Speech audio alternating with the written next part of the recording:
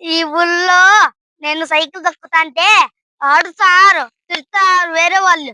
నేను వేరే ఊరికైనా పోయి ఉద్యోగం తెచ్చుకొని పనివాడిని పెద్దయినాక మళ్ళా అప్పుడు తిరిగొచ్చి ఇక్కడ ఉంటాను. అంతవరకు నేను ఊర్లోనే అడుగు పెట్టను. అంతవరకు ఇప్పుడు నేను ఊరికి పోతున్నాను చూడండి.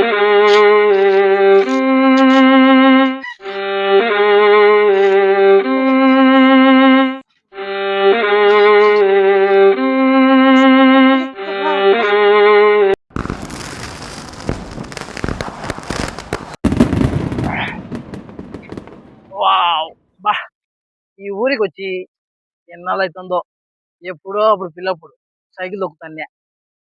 అందరూ తిట్టింటే, గొణిగింటే అబ్బబ్బబ్బా! ఉండలేక వేరే ఊరికి పోయి పని చేసుకొని వస్తా అని చెప్పిన. అన్నట్టు వచ్చా.